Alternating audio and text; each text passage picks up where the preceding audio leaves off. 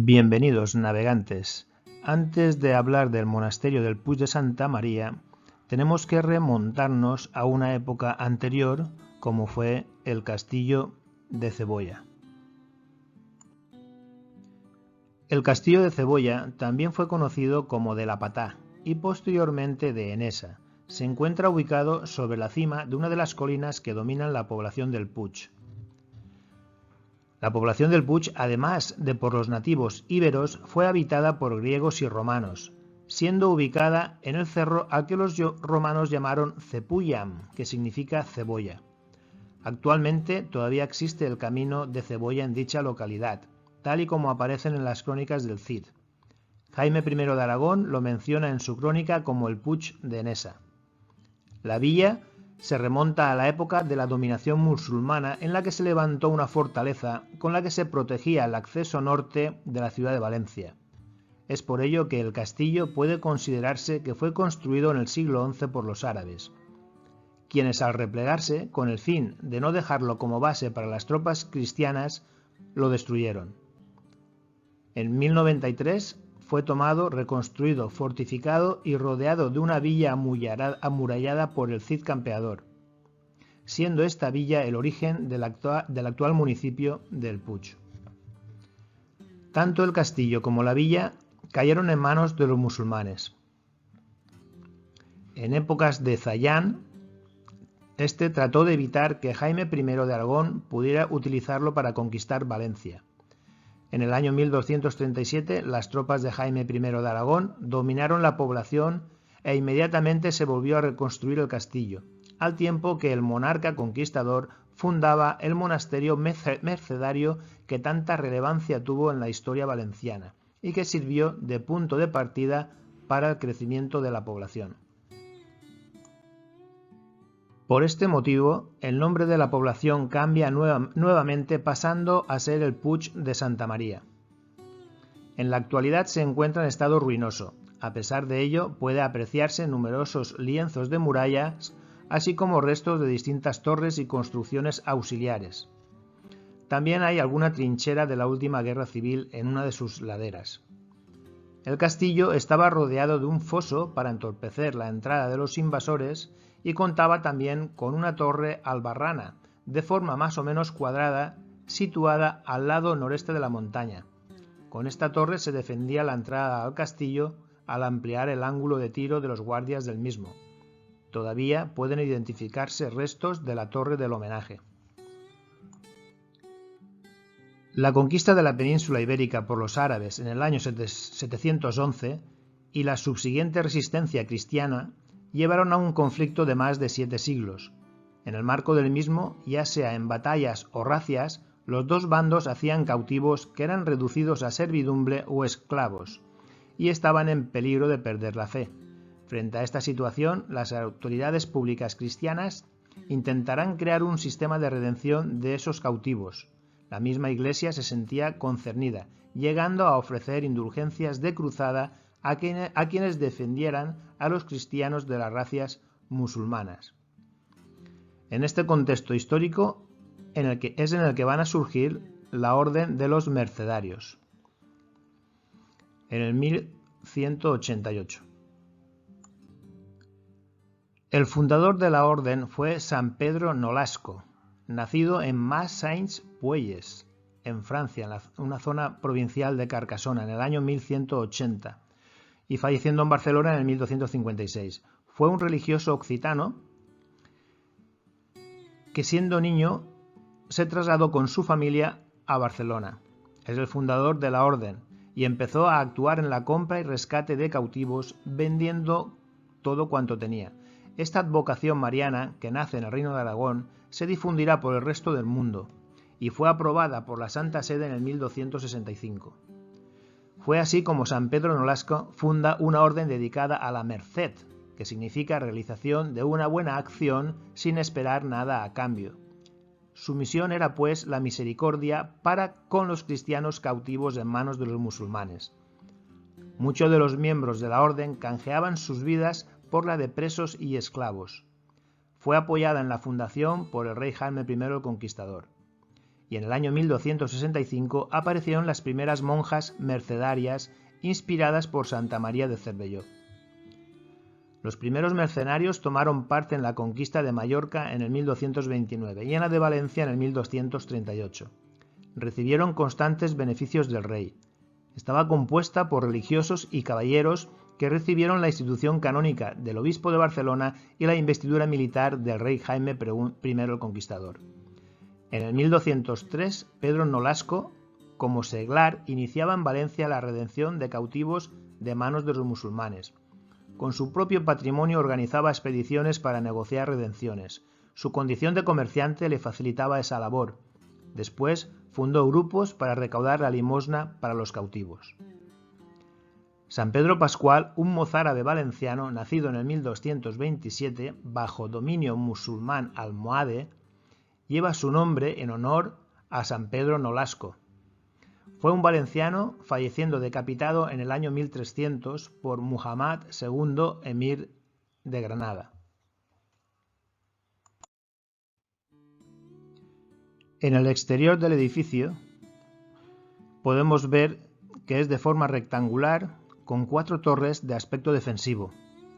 Empezando por la torre sudeste, la más antigua y de base rectangular, subiendo por la rampa contigua en la cara este del edificio, hay una gran puerta que da acceso al monasterio para visitarlo y también acceder al Museo de la Imprenta.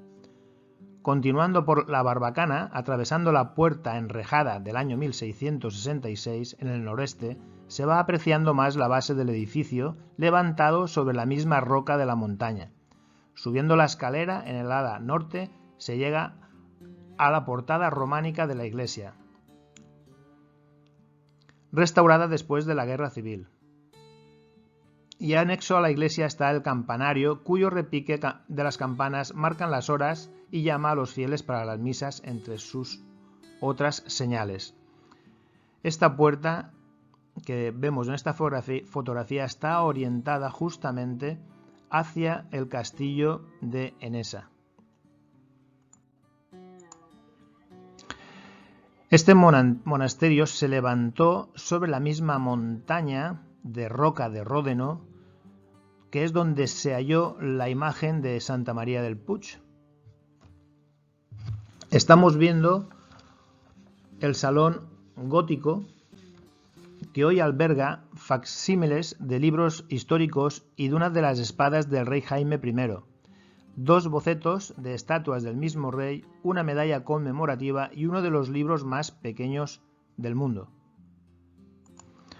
Podemos observar en este salón gótico las banderas de los mercedarios, de la Orden de los Mercedarios, con las 4 barras y la cruz blanca en la parte superior, y también banderas del Reino de Valencia.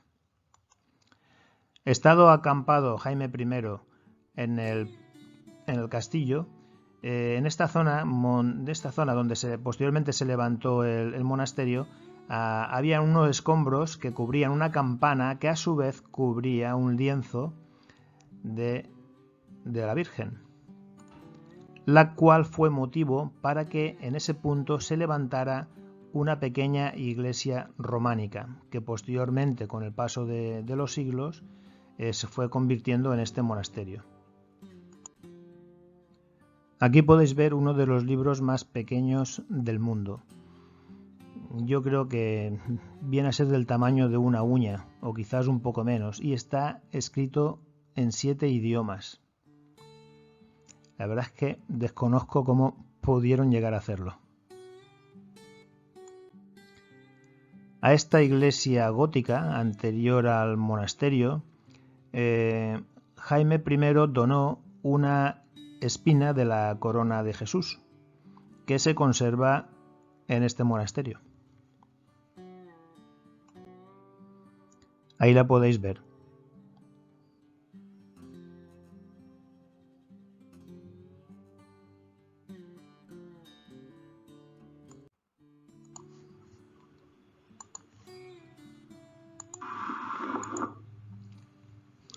Como he dicho anteriormente, el aspecto exterior del edificio es rectangular con 4 torres defensivas.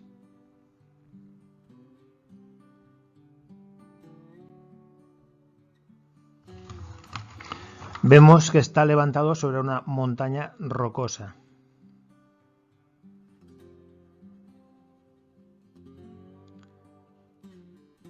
Aquí podemos ver dos de las torres y el campanario. Esta es la puerta principal de entrada a la iglesia, que es de estilo gótico.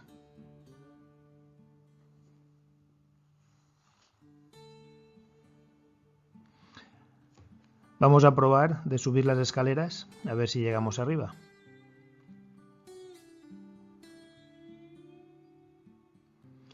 Es cierto que hay en la parte derecha una rampa que tiene acceso para los vehículos, ya que esta iglesia se da misa, se realizan bodas y todos los fieles no podrían subir las escaleras. La rampa la tenemos a la derecha, pero no la vamos a ver aquí en este vídeo.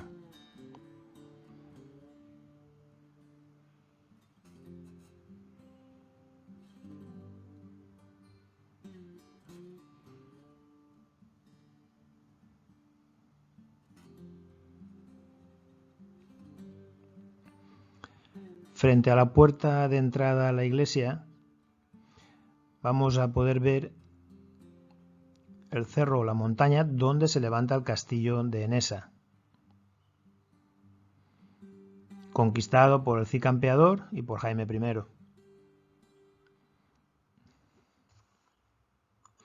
Este es el patio castrense. El suelo tiene pendiente hacia el centro para que la cisterna del monasterio, excavada en la misma roca de la montaña, recoja el agua de pluviales que antiguamente se utilizaba para uso del convento. Este sería el claustro bajo, donde se exponen obras pictóricas del siglo XVII y desde ahí se accede al salón gótico, al refractario y a la capilla de la comunidad.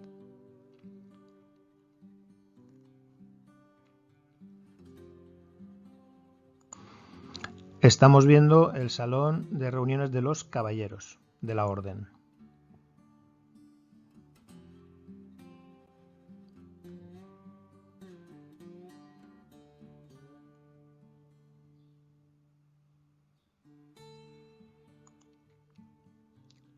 Salón gótico.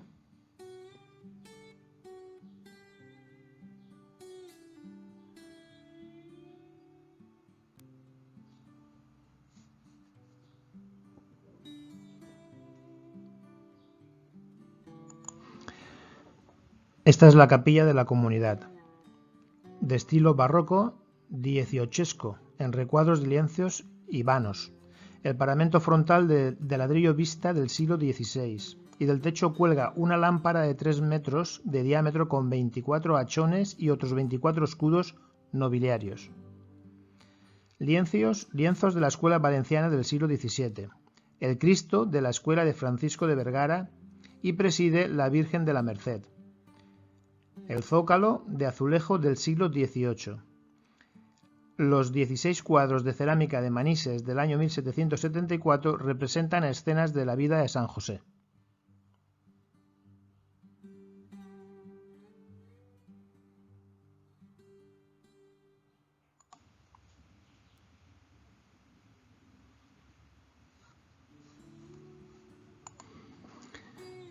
Entramos en la iglesia, que es de estructura gótica, con elementos arquitectónicos del Renacimiento, neoclásicos y románicos. Y os dejo con las vistas de lo que queda de vídeo de este monasterio.